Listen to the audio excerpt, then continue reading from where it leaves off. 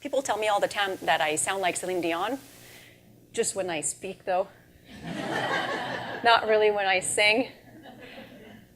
Unless you'd like to hear some Celine Dion and tell me if I sound like her when I sing. Sure? Yeah? Want me to give it a shot? Really? I almost titled this speech Power of Love, and it would have sounded something like this.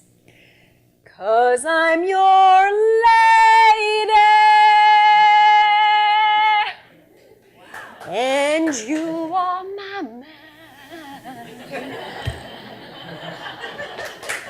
Thank you.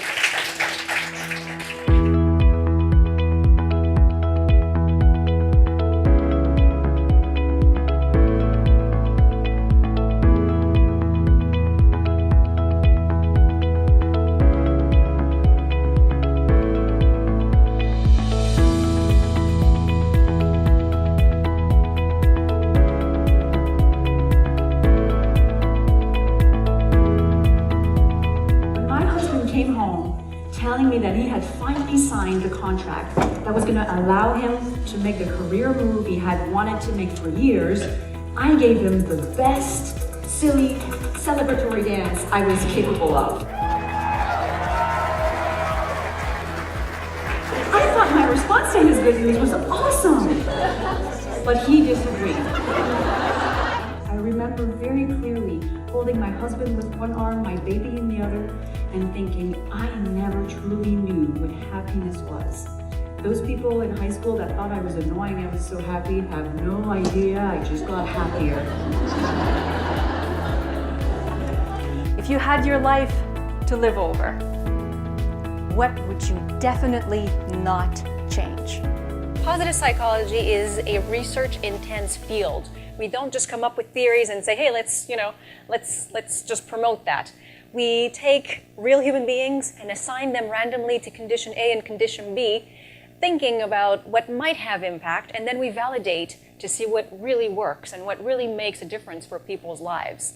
And after we can conclude safely that something works for most people most of the time, then this is what we do. And the whole philosophy behind positive psychology is to identify and build from what's right. No matter what your political affiliations are, no matter what your religious beliefs are, no matter where you're from or where you're going, there is one thing that unites all of us in this room, and it is the desire to feel good, do well, and have a positive influence on those around us.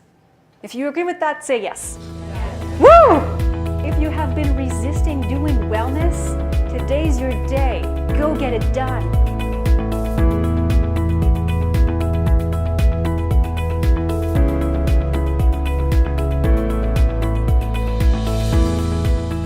Let me hear you say love.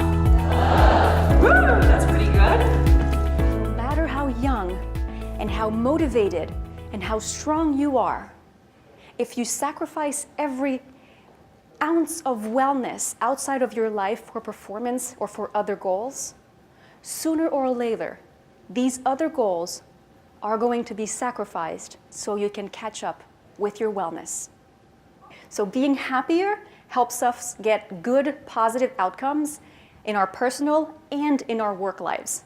Now you may think, okay, MJ, that sounds good. Well, what can I do about it? You know, I'm kind of happy the way I am. It's never really changed a whole lot in my life. Well, here's the thing. Research shows that on a scale, let's say from 0 to 10, we tend to waver around a certain range of happiness level.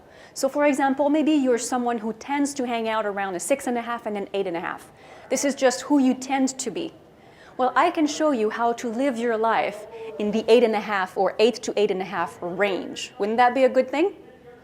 Optimism is learned. It's a skill. It's not just a genetic predisposition.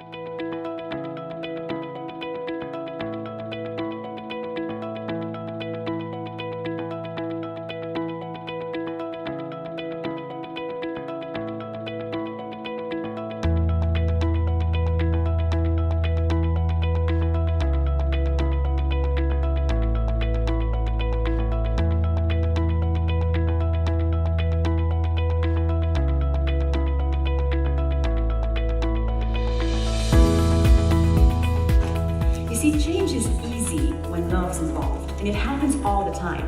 How many of us have changed our lives in some significant way because of love? Many of us, right? Now, how many of you would agree that we are in the business of change?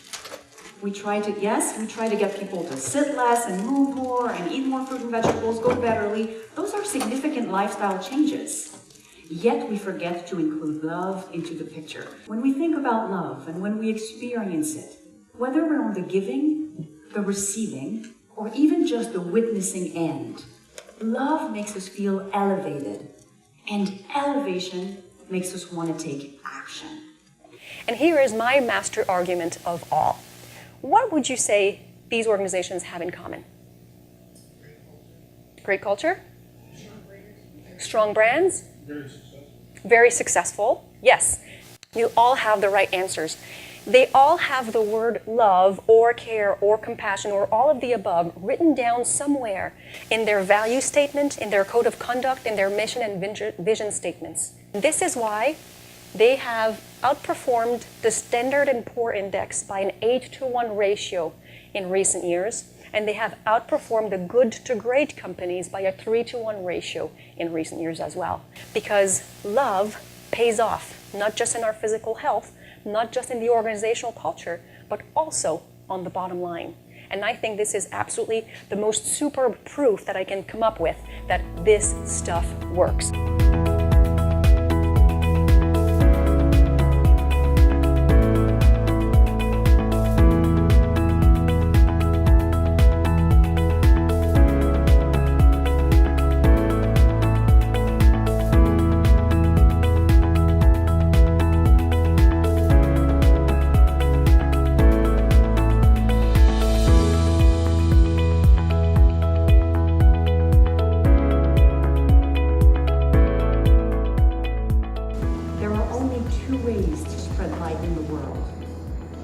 One is to be the candle or the mirror that reflects it. If there is no light in your organization, no love, then you have to be the candle.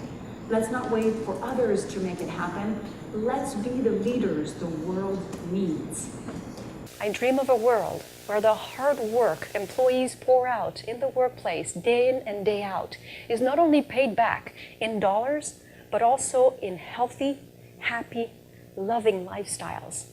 And together, we can start making a difference. We can be the leaders that we know we need and make love happen in the workplace. Thank you.